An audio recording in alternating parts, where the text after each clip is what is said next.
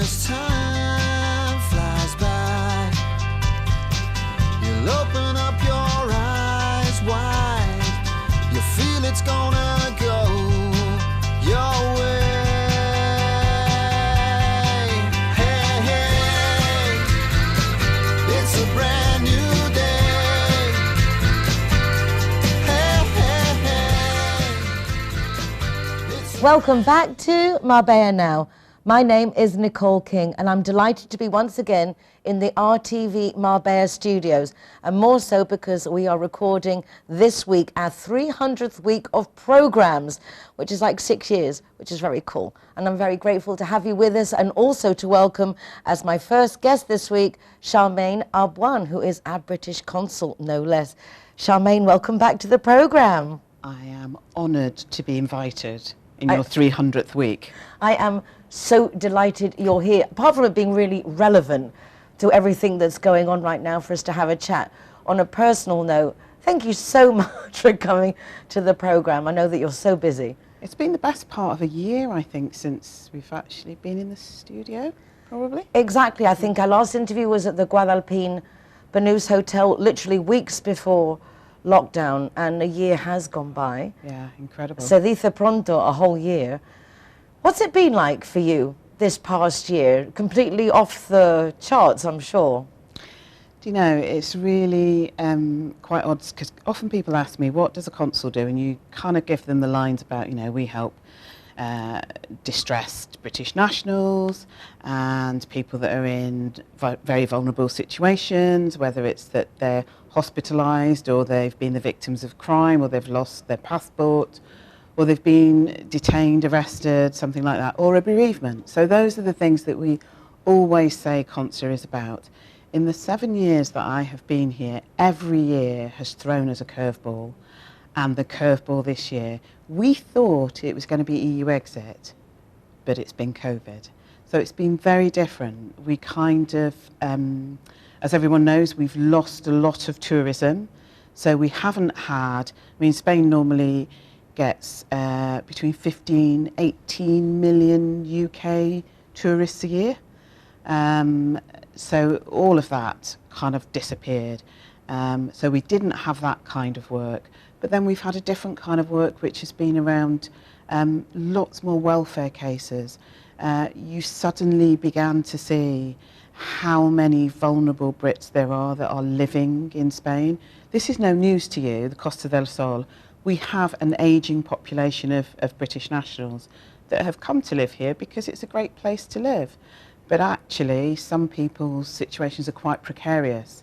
And it's only taken the fact that we've had the restrictions and nobody's relatives have been able to come over and look after them. Lots of people where one partner lives here, but the other partner that looks after them goes back to the UK for a couple of weeks and then comes back, haven't got residency documents. And suddenly, people are completely unable to cope. So we've had different kinds of challenges over the past year. And it's not stopped. You've been collaborating with a lot of different associations, the British, something that I can't remember what it was now that we were chatting with, have been also trying to get funds, trying to get people repatriated. A lot of people living day to day. And when you live day to day based on like a job in a restaurant or bar, and then suddenly you find yourself unemployed, I suppose that's been quite a challenge. It's really difficult because oddly enough, the people who are retired and living here are absolutely fine. They may not think that they're absolutely fine, but they have their healthcare in place and they've got a safety net. People like us that are working here, we're absolutely fine as well. We're paying into the social security system, and if anything happens, we know that we will, we'll get some kind of support, some financial support. The people who have found it the most difficult have been those people who have probably come either as pre-retired, early retired, or those people who have come sort of hoping that they'll just find something. And it's, I don't know how much of a phenomenon it is on the Costa del Sol. It's not as obvious to me. The place where it's really obvious is the Canaries, where people just go out and they're working in the tourist industry and they're maybe on a bit of a contract, or they're not even on a formal contract. And of course, when COVID kicked in and tourism virtually, the bottom fell out of it, all of those people that were on proper contracts were on ERTEs, or furloughed. Yeah, those people that didn't have contracts, that's it. Goodbye. And there's a lot of them, because I know from personal experience within my own family, and then obviously a lot of people that contact me, they get work contracts for a couple of weeks or a couple of hours when they're working full shifts, overtime, but they're just not getting that contract, which I kind of think maybe with the Brexit will be easier to regulate for the future. Yeah, and I think the unholy alliance of Brexit and COVID has kind of really brought this to the fore. So a lot of people who thought, well, I can get by, what difference does it make if I'm on a 15-hour contract but I'm really working 28 or 37 and a half hours, because at the end of the day I'm getting paid for that. Of course, that's not being declared, and therefore you're below, you've not made enough contributions to benefit them from the Spanish social security system. So in some respects it's been helpful in that it's flushed out those issues, and I think people will be much more careful about taking on contracts that are not actually fully legal, fully declared contracts. It's been very unfortunate for those people that have found themselves in those situations, because, as you say, we've literally had people who have been perfectly happily renting their property, going to work, living their lives, children are with them and everything, to people who have not been able to pay their rent anymore. And, fortunately for them, they weren't allowed to be evicted throughout COVID, but people who were absolutely dependent on food banks, so people that have gone from having what they considered to be a reasonable monthly income to nothing. In the Support in Spain website, that's basically centred at the elderly, different groups along the Costa del Sol that support. Does it also cover the different benevolent societies that are helping now feed all these people? Because there are many. Yeah, I'm really glad you've mentioned Support in Spain, Nicole. So it's an online directory, and it was initially aimed at the over 50s. In actual fact, there's information in there that's relevant to people of any age. There are things in there about residency, there are things in there about the sorts of voluntary groups that are available in your area. There are even things about what Spanish state benefits there are that might be applicable to people. And during the past year we have updated it to try and make it much more relevant to the kinds of enquiries that we've been getting from people. So for the first time, I'm trying to remember what it was. For the first time, we had more enquiries about Spanish benefits than we did about residency. So that tells you something about where people are at, where there was more need for people to understand what might I be entitled to get by, rather than do I need to sort out my residency documents. Yeah. And obviously that is an issue that's coming out that we'll talk about a little bit later on, just a summary of the things that need to be in line. But it's very nice to see that although with Brexit and everything, we have that huge percentage of swallows, don't live here, don't live there, don't know how to declare. But you said yourself that you did a participation with a British TV programme, and the amount of people that came online to ask about moving to Spain, it doesn't seem to have deterred anyone that really wants to move out here. Yeah, I don't know whether it's good news or whether it's scary, because it was, am I allowed to say the programme that it was? Yes, you are. So, A Place in the Sun, that lots of your viewers I'm sure know of. So they went online over the past year because obviously they couldn't do a lot of the overseas recording, and also they couldn't do the events that they usually do around the country where they invite members of the public to come along and find out information about the countries that they're interested in. And so I went along and did participated as part of a panel for Spain. And this was in January, so this was like the third week of January, and there were nearly 2,000 people that signed up to join the live session. So heaven knows how many more people have watched it since then. even though in the back of my mind I have always kind of assumed that British people would continue to come to Spain, they would continue to want to come and live in Spain. Who wouldn't? Yeah. I was surprised that 2-3 weeks after, you know, the end of the transition period, where we were only just beginning to, you know, to find our way around what does it mean not to be part of the European Union, that people were still asking questions about, well, what do I need to do to be a resident in Spain now? You know, is there anything that's different? What, you know, what will I do about my healthcare? All the right questions, but I couldn't agree with you more. There is no evidence of British people not being interested in coming to Spain. Obviously, the restrictions have made it very difficult for anybody to come over the past 3 months. But as soon as the gates are open again, I'm sure that, you know, we'll be flooding in. As you said, there's a lot of tourism that has not come from England this year.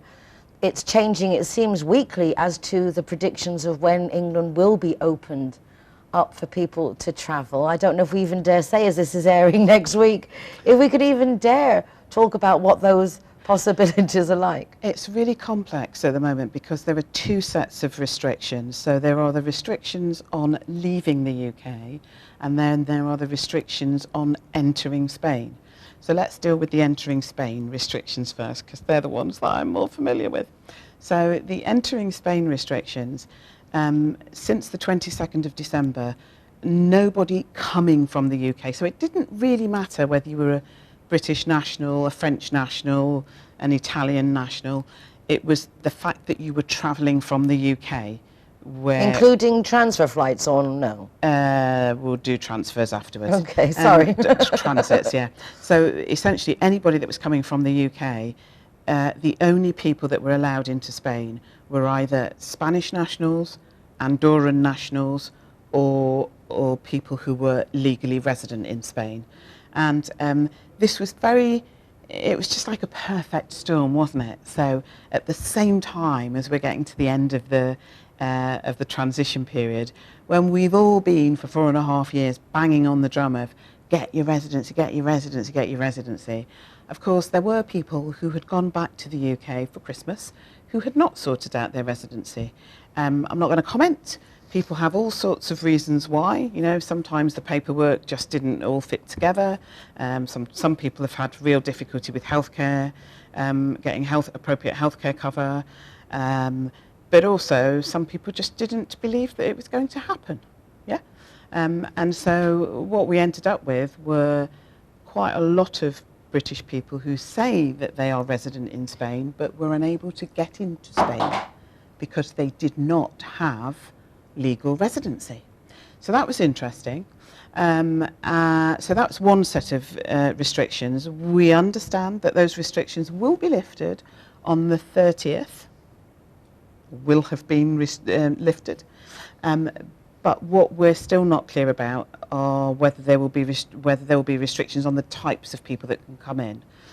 So does it mean that all British tourists will be allowed to come back to Spain, or is it only people that have a reason to be coming to Spain that will be allowed in? So that's one set of things.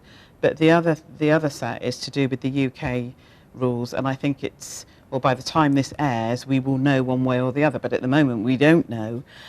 We only understand that the British government is trying to bring in legislation that will mean that people who leave the UK before they're allowed to leave will be fined £5,000.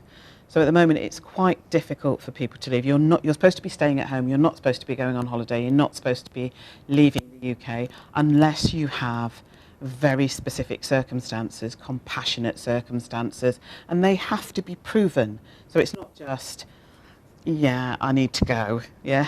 You've got to be able to prove it. And the kinds of cases that we've been dealing with have literally been people whose parents are dying out here, or dad's died, mum's on her own, she needs somebody to come and help sort out all the funeral arrangements and things like that. people that are hospitalised and they have a matter of weeks before they're likely to pass, and so their family want to come out to say goodbye and to help with making the arrangements. So those up until now have been the kinds of circumstances when you could leave. And there was work and volunteering, I think, and buying a property. But I don't think it's coming out to look for a property. I think it's coming to sign the actual deal. So at some point, probably by the time this programme airs, there may well be a mismatch between who the Spanish will let in, but those people won't necessarily be allowed out of the UK. And I know that the UK is doing a review, I think it's around the 12th of April, with a view to probably things ending up being a little bit looser by the something of May. But I think we're also looking at maybe the 21st of June is actually the date that we're working to for people to be free to go and come as they please. But watch this space. Well, we're going to go quickly to some messages from our sponsors, our Zero Hero partners, giving free soft drinks to the designated driver. But do join us after the break, because we'll be back with Charmaine Arbouin, our British Consul. Judy likes to consider herself a clever young woman, which is why she thought very carefully before choosing her insurance company. Now that she needs it, she's jolly glad she chose Linear Director, as it looks as if she might have something better to do. Why don't you be clever, like Judy? Call Linear Director on 952 14 78 34 and see which policy is best for you. When I'm the designated driver, I think it's only fair that I get to choose a Zero Hero venue that rewards me with free soft drinks. My friends all get to choose and booze, and they feel safe going home with me. Make sure that you get your reward for being the designated driver. Why pay if you don't have to? Hi guys, Ross here from Hogan Stand. Proud to be a member of the Zero Hero campaign, and we recommend everybody. Nobody drives drinking. Everybody who drives a car doesn't have any alcohol in their system, and we're proud to sponsor the Zero Hero program.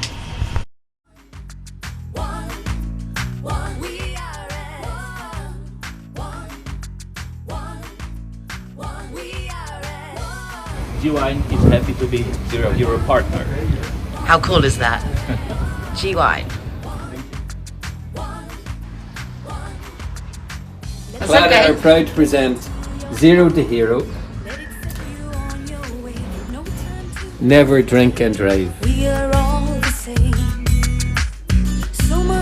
McNulty's is proud to be a Zero Hero partner.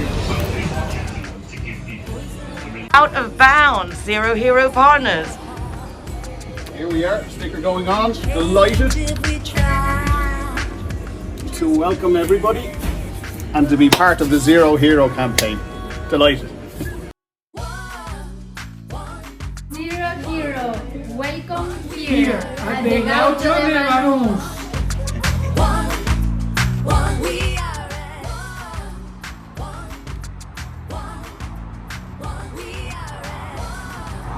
Welcome to Lemongrass, Doña Lola. Thank you very much.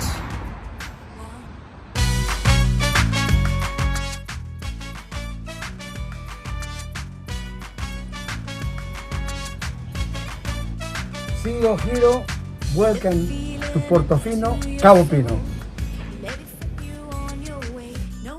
Hi guys, Kazatua is proud to welcome the Zero Heroes. So come on in and enjoy free soft drinks for anyone who is the designated driver. Thank you, Nicole.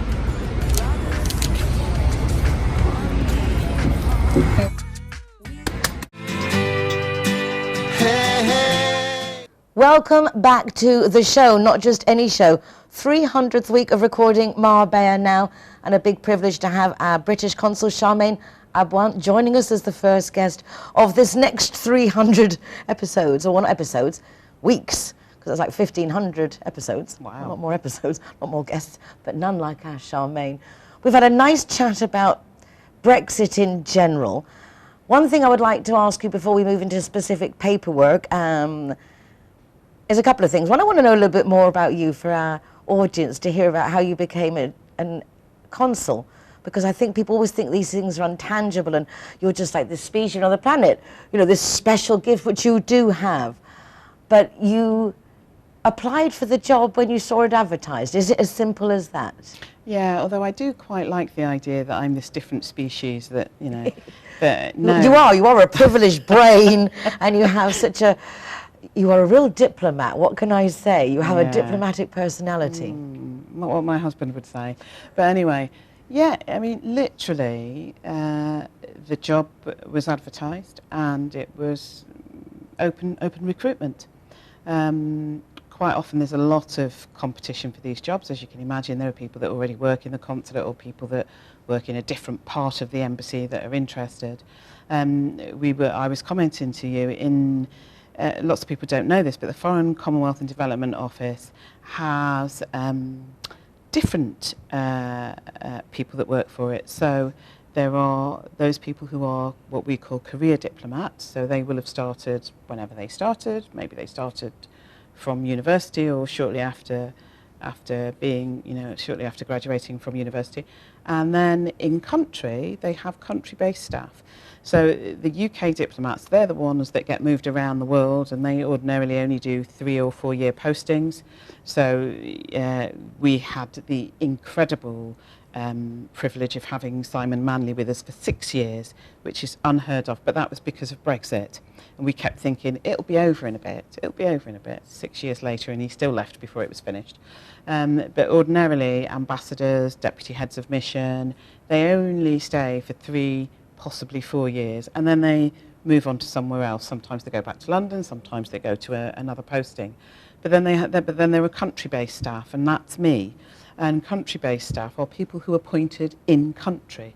So the jobs are advertised, and people apply for them. And obviously, you have to meet the skill set that they're looking for.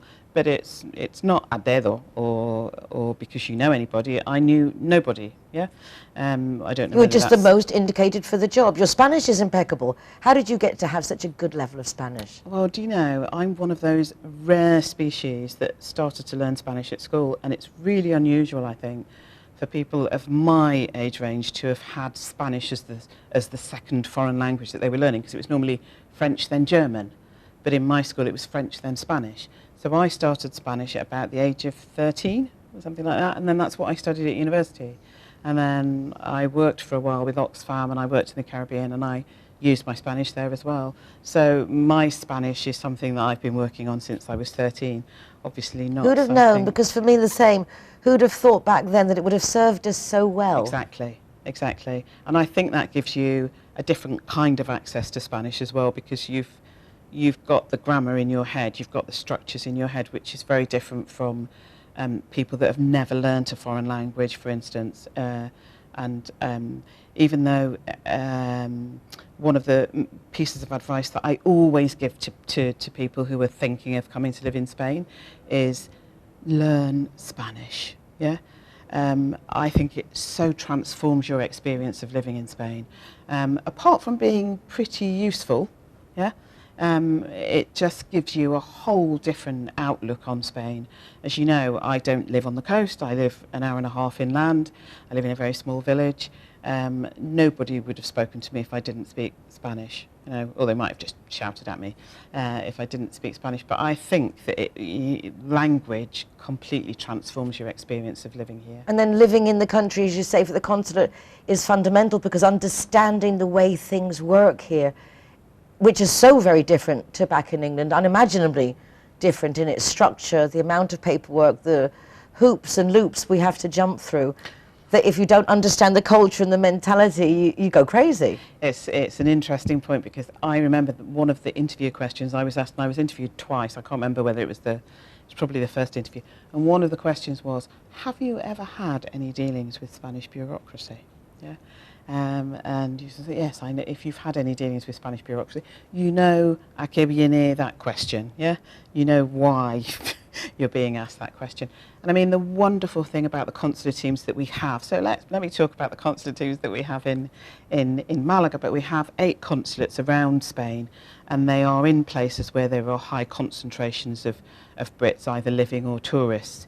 So my patch is Andalusia and the Canary Islands, and in the 3 consulates that are my responsibility, one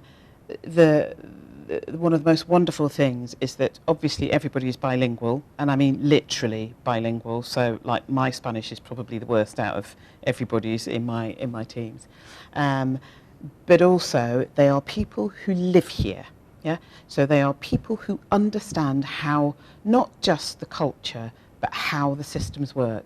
And I kind of think if I were a British national that was on holiday on the Costa del Sol and had a heart attack and was rushed into the Costa del Sol hospital and wanted consular support, I would much rather have somebody who actually understood how the hospital social workers operate, how the hospital runs, how to speak to doctors. Speaking the language isn't enough.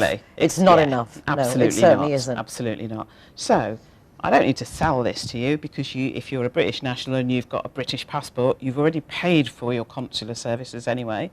But I think we're very well served in Spain, because we have so many people that actually live here and understand the system. Yeah. I would just like to mention that the consular service that we pay for don't include paying for you to go home. Please don't consul. Can you pay for my flight to go home? Absolutely. Yeah, absolutely right. Actually, you should be doing this, because you're much better at hitting all the key messages than I am, Nicole. So you're absolutely right. I mean, oddly enough, it's quite interesting, because every now and then the UK do research, and they ask people, what do you think what do you think you get for your consular service? And the thing that people always think is, if anything happened to me, the British government would pay for me to go home, or if I got arrested, the British government would get me out of prison. No, that's not true. So the sorts of things that we can do is we can put you in touch with your family who might like to pay for you to get home. And we can ensure that you have a lawyer who that can help you to understand why you've been arrested, and can help you to understand the legal system.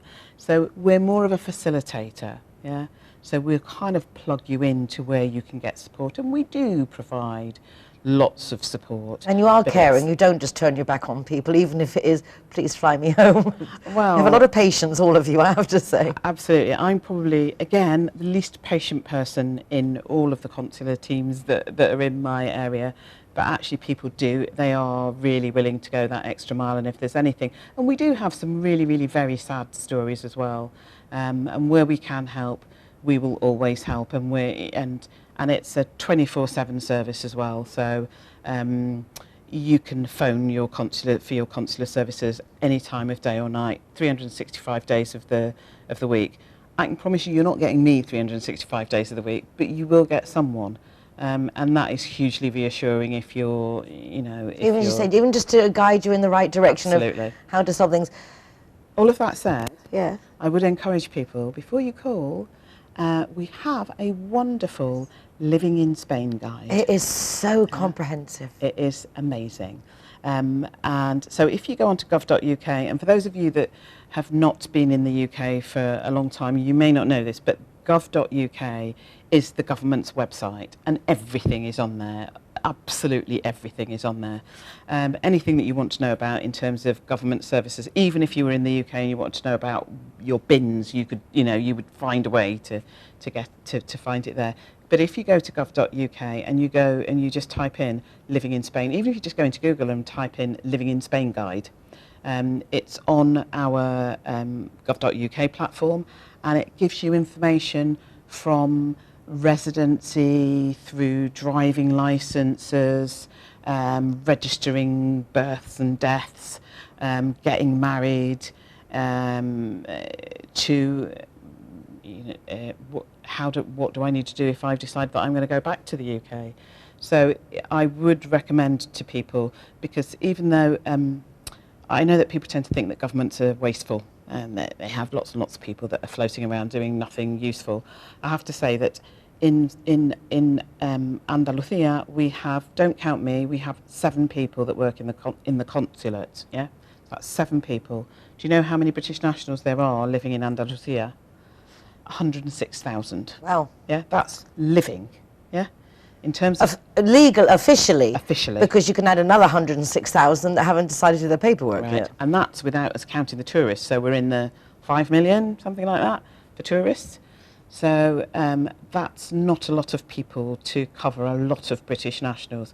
So we do have to prioritise our service. And the way that we try to prioritise it is that we provide the most support to vulnerable and distressed British nationals.